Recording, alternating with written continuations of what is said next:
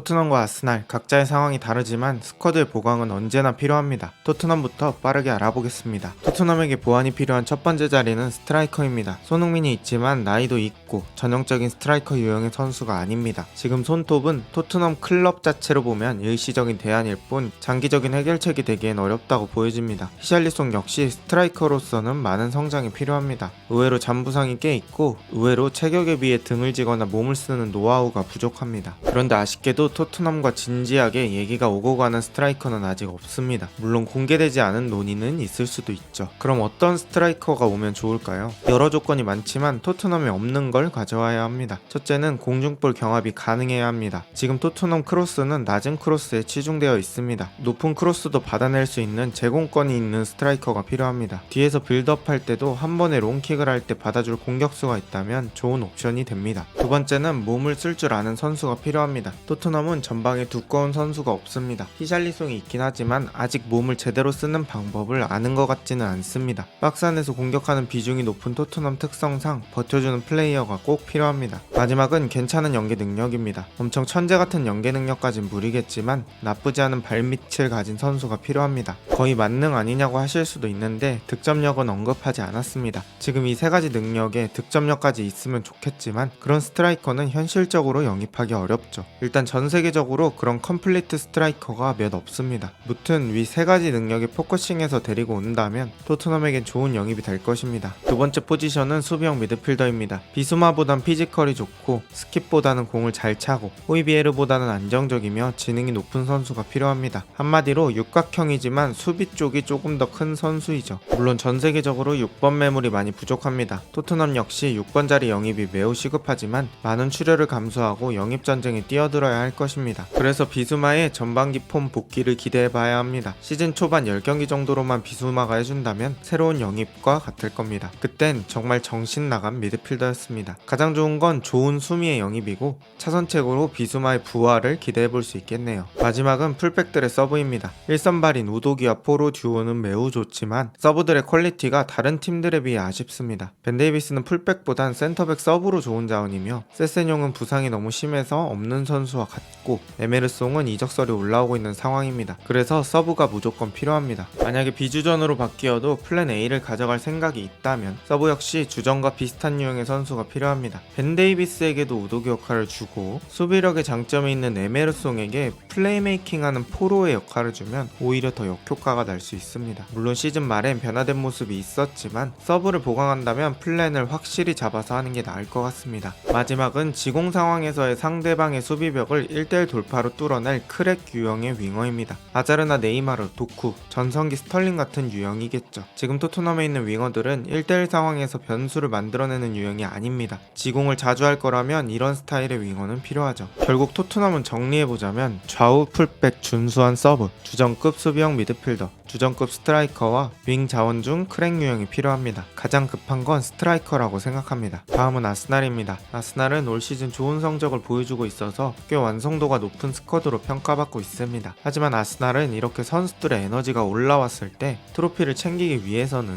더 높은 클래스의 선수가 필요합니다. 일단 첫 번째 영입은 왼쪽 윙어일 것 같습니다. 트로사르와 마르티넬리 둘 다 좋은 선수긴 하지만 트로사르는 94년생으로 나이가 좀 있습니다. 마르티넬리는 수비가담, 빠른 속도 같은 장점은 있지만 결정적으로 파괴력이 우승권 윙어치곤 부족합니다. 아쉽게도 진하게 링크나는 윙어는 없습니다. 제가 생각했을 때 왼쪽 윙어는 일단 사카의 부담을 많이 줄여줄수록 좋습니다. 아스날이 오른쪽에 풀백까지 붙여서 공격을 합니다. 그게 왼쪽에서도 가능하게 만드는 윙어일수록 좋죠. 그리고 가능하다면 하베르츠가 톱으로 뛰지 못하는 날에 스트라이커 자리까지 되는 선수면 더 좋습니다. 놀랍게도 아스날에 이미 그런 선수가 있습니다. 제주스는 원래 스트라이커 자리에 뛰긴 하지만 윙어도 충분히 가능한 선수라 가능하긴 합니다. 하지만 지금의 폼으론 많이 아쉽습니다. 전성기급으로 살아나야 할 것 같습니다. 무튼 제주스가 그 정도로 부활하지 않는다면 왼쪽 윙어의 영입은 필요한 것 같습니다. 파티가 철광왕이라 매경기에 출전하면 이 가정은 필요가 없습니다. 하지만 걱정이 되는 건 사실입니다. 만약에 주전급 수비형 미드필더를 영입한다면 부상 빈도가 높은 파티를 장기적 플랜에서 제외하는 걸 생각해 볼 수 있고 그게 아니라면 파티의 빈자리를 꽤 많이 채울 미드필더를 생각해 볼 수 있습니다. 일단 아스날에 관심을 받고 있는 미드필더 첫 번째, 소시에다드의 수비 맨디입니다. 이름부터 벌써 수비를 잘할 것 같습니다.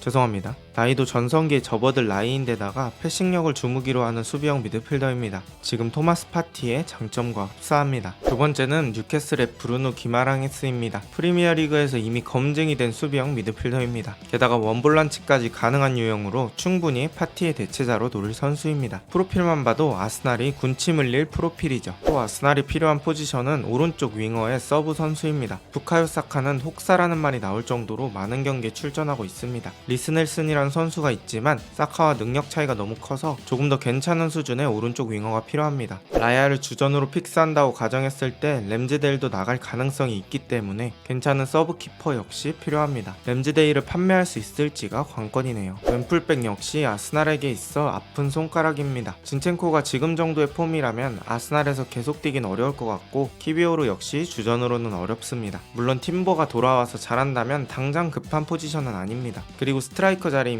아르테타가 하베르츠를 장기적으로 공격수로 생각하지 않는다면 공격수 자리 역시 영입이 필요하겠죠. 은케티아를 정리하는 것도 이뤄져야 합니다. 그래서 아스날을 정리해보면 키퍼는 램즈데일이 나갈 경우 세컨 키퍼, 장기적으로 파티를 대체할 수비형 미드필더와 주전급으로 사용 가능한 왼쪽 윙어, 때에 따라 스트라이커도 영입 가능하고 오른쪽 윙은 사카의 서브가 필요합니다. 여러분의 생각은 어떠신지 댓글로 알려주세요. 오늘 영상은 여기까지입니다. 좋은 하루 되세요.